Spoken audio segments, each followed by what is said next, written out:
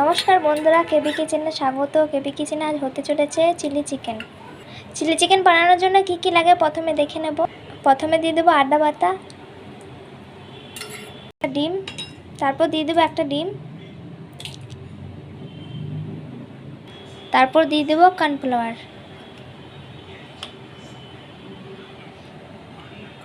4 চামচ দিয়ে কর্নফ্লাওয়ার দিয়ে তারপর মিক্স করে নেব ভালো করে।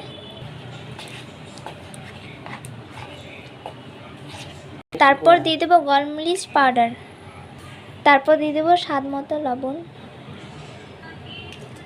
তারপর দিয়ে দেবো ভিনিগার 1 চামচ ভিনিগার। তারপর ভালো করে মিক্স করে ভালো করে তারপর 5 মিনিটের জন্য রেখে দেব।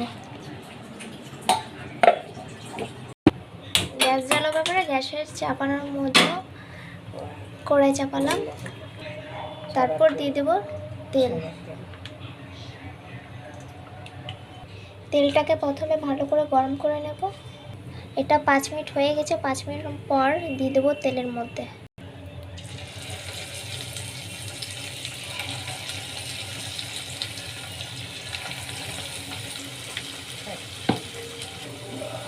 ভালো করে ভেজে নেব, একদম লালচে লালচে টাইপের। তো চিকেনগুলো আমাদের লাল লাল করে ভাজা হয়ে গেছে, এবার তুলে নেব প্লেটের মধ্যে।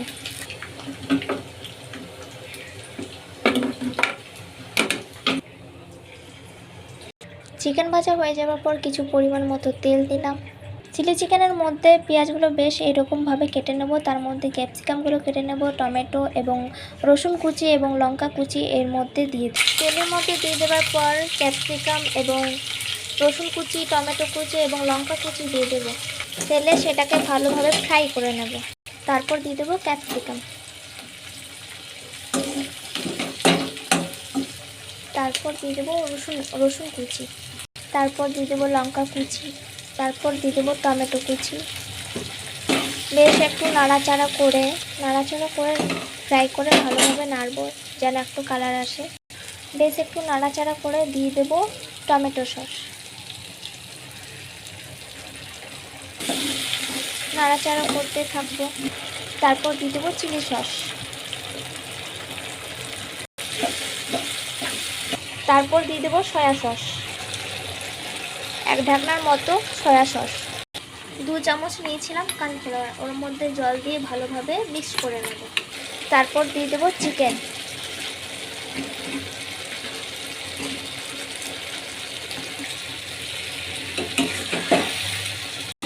চিকেনটা বেশ একটু ফ্রাই করা হয়ে গেছে। তারপর দিয়ে দেবো কর্নফ্লাওয়ার।